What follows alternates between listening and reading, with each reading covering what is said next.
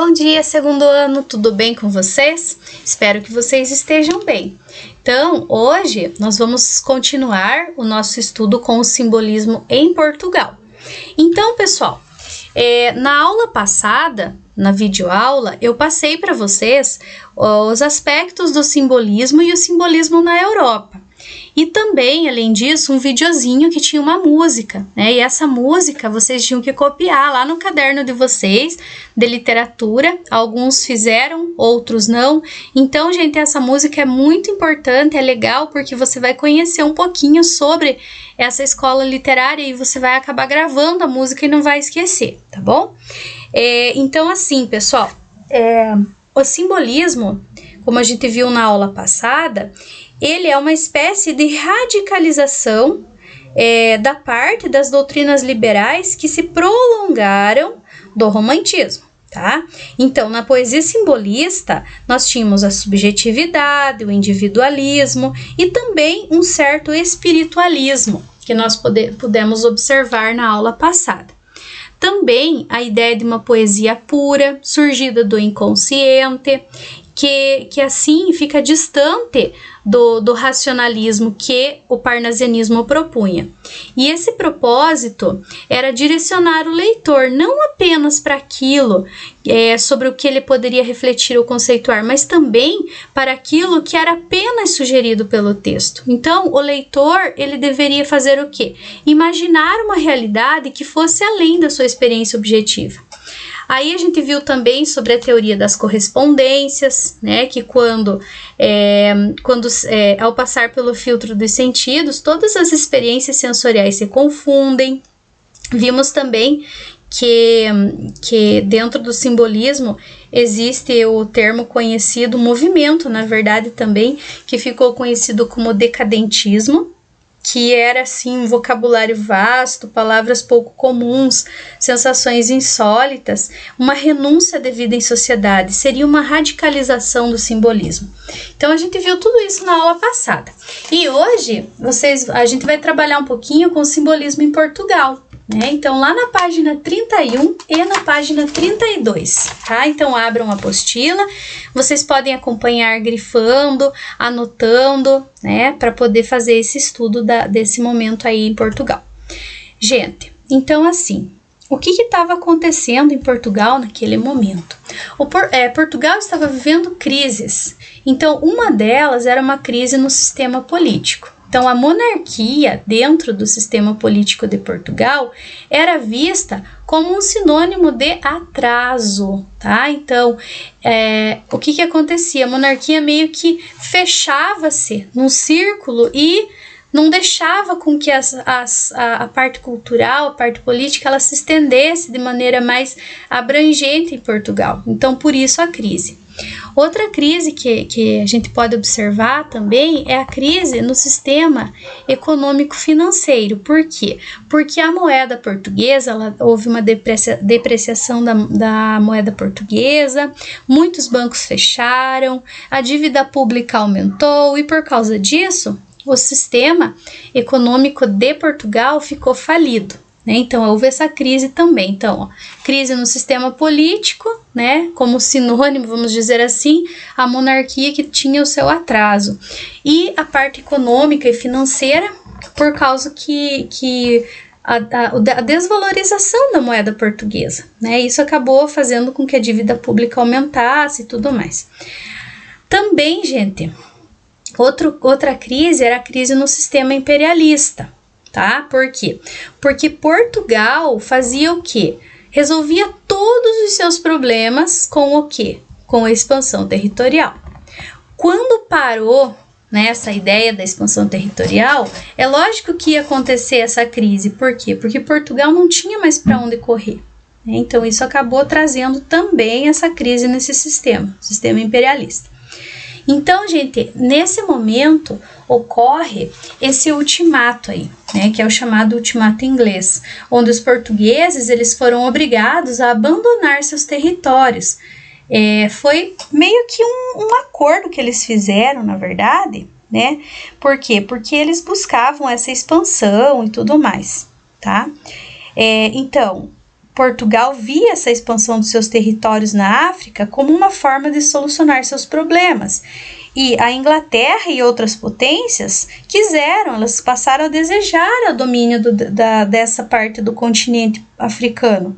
Então, os portugueses cederam a essa pressão e abandonaram os seus territórios, né?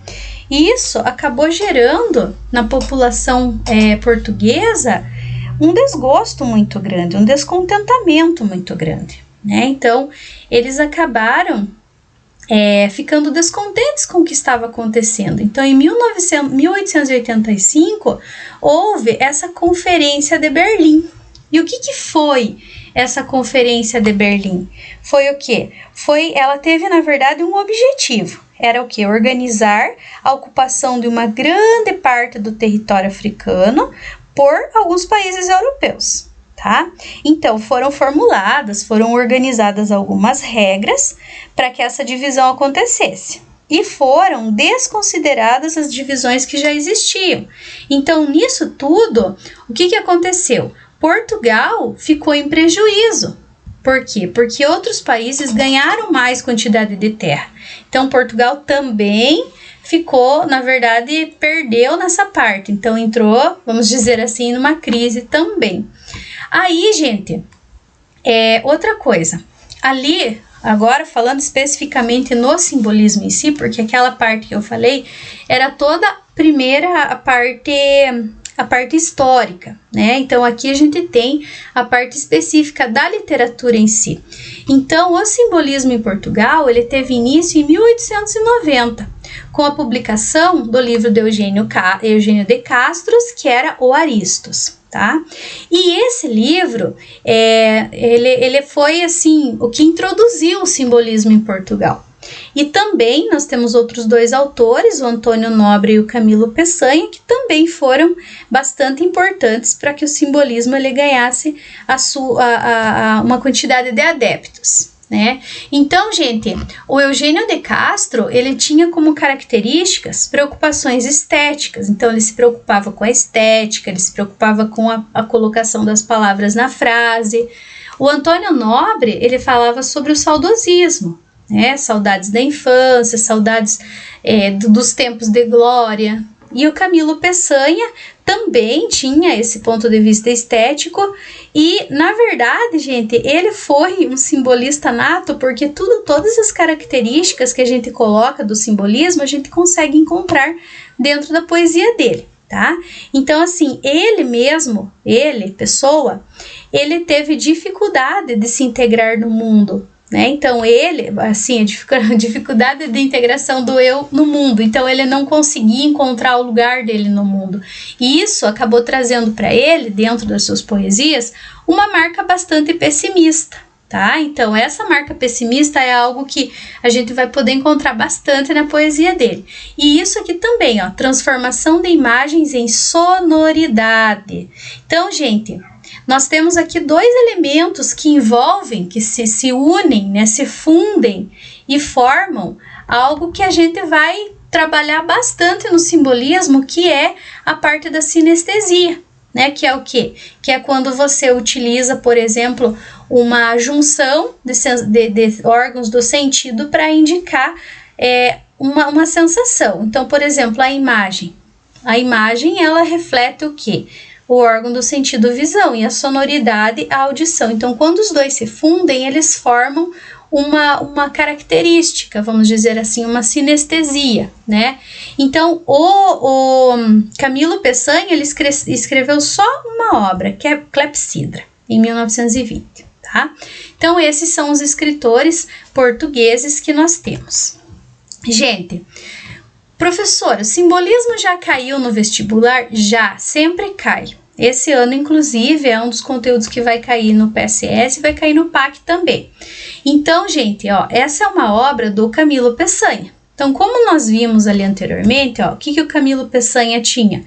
Né? Ele tinha como ponto de vista o valor estético, que era mais importante para ele, e uma marca bastante pessimista e a transformação de imagens em sonoridades. Né? Aonde que vai acontecer essa sonoridade? Nas assonâncias, nas aliterações, que são as repetições de sons vocálicos, de sons consonantais. né? Ó, chorai arcadas do violoncelo, convulsionadas, pontes aladas de pesadelo. Trêmulos astros, solidões lacustres, lemes e mastros, e os alabastros dos balaustres, solidões, né? Então, veja, ali a gente tem o que? A imagem, né? Uma imagem que vai estar misturada com uma sensação, com órgãos do sentido, né? Solidão, que é uma sensação. Então, como que caiu já no vestibular isso aqui? Uma questão onde você teria que marcar a questão correta sobre o texto. Então, vejam, gente, a letra A. Destaca a expressão egocêntrica do sofrimento amoroso. Ó, sofrimento amoroso. E nítida influência romântica. Então, gente, vejam, nós sabemos que o simbolismo ele tem um pouquinho de influência romântica no que diz respeito à subjetividade, que eles utilizam bastante, e também a parte da segunda geração, que a segunda geração era a geração onde se morre por amor, onde se tenta fugir do sofrimento, né? A fugacidade do tempo, passagem e tudo mais. Então, teve até um pouquinho de influência romântica, mas nesse momento nós não temos um sofrimento amoroso aqui, né? Nós temos mais uma imagem que é traduzida por meio de palavras, né? Ó, B, recupera da lírica trovadoresca redondilha maior. Gente, aqui já começa um erro. Para começar, uma redondilha maior, que são versos com 7 sílabas poéticas, nós não temos na trovadoresca. A trovadoresca tem 5. E aqui a gente consegue ver uma forma diferente. Então, aqui ele já fala que redondilha maior é de 7, mas na trovadoresca era com 5. Então, ó, se eu for fazer a escansão, por exemplo, eu vou fazer aqui, ó, chorai arcadas, né? Então, ó, 1, 2, 3, 4, fica 4, na verdade não é nem 5, né? Então não é nem redondilha aqui, já tá errado. E aqui ele fala também da estrutura paralelística, né? Então nós não temos paralelismo aqui. O que era o paralelismo? Quando nós estudamos lá as cantigas trovadorescas, é quando algum refrão se repete e a gente troca uma palavra de cada verso para que fique mais fácil a parte de decorar, né? Por quê? Porque as cantigas elas eram cantadas, né? Então isso que acaba trazendo. E aqui ele fala também de versos brancos, né? Então nós não temos versos brancos aqui, nós temos frases, nós temos versos que tem rima, ó. Arcadas, convulsionadas, aladas, violoncelo e pesadelo, astros, mastros, e daí, alabastros. Aí nós temos lacustres, balaustres e o último solidões, que não rima, mas então não são versos brancos, porque existe rima. Aqui ele fala sobre futurismo, né? Não falamos sobre futurismo ainda, porque o futurismo vai ser um dos conteúdos que a gente vai estudar aí pela frente. Porque o futurismo, gente, ele faz parte das vanguardas europeias, né? Então, daqui umas 2 apostilas mais ou menos, só daqui umas 3, 2, na segunda apostila, do último bimestre, eu acho. Não, a próxima apostila já, vocês já vão começar a estudar sobre as vanguardas. Então, não é, porque ainda não chegou esse momento ainda, né? Ali ele fala de temática onírica, né? A palavra onírica tem relação com o sonho. Então, gente, aqui essa C não é por causa disso, né? Futurismo italiano ali. D. Linguagem grandiloquente, metáforas cósmicas, pessimismo exacerbado, comprovam o estilo condoreiro. Então, até aqui, eu poderia dizer para vocês, essa primeira partezinha, que está correto. Mas o que está errado, então? Esse termo, estilo condoreiro. Por quê? Porque essa obra, ela não se encaixa no estilo condoreiro pelo fato de que o estilo condoreiro faz parte da 3ª geração romântica que aborda o tema da liberdade, da abolição da escravatura, tá? Então, não tem nada a ver com condoreiro. Por que a letra E é a letra correta? Por que a letra E é correta? Porque, ó, valorização de recursos estilísticos, nós vimos que o simbolismo trabalha muito com essa parte do estilo, e esse estilo, ele está relacionado ao quê? Ao ritmo que é colocado dentro da obra, a sonoridade. Lembram, gente? Ritmo é organização de sílabas fortes e fracas nos versos, né? O índice é índice de estilo simbolista. Então, quando nós temos isso, são características simbolistas, certo? Então, pessoal, o que eu quero que vocês façam agora? Quero que vocês copiem no caderno de vocês essa questão número 1, do jeitinho que ela tá aí.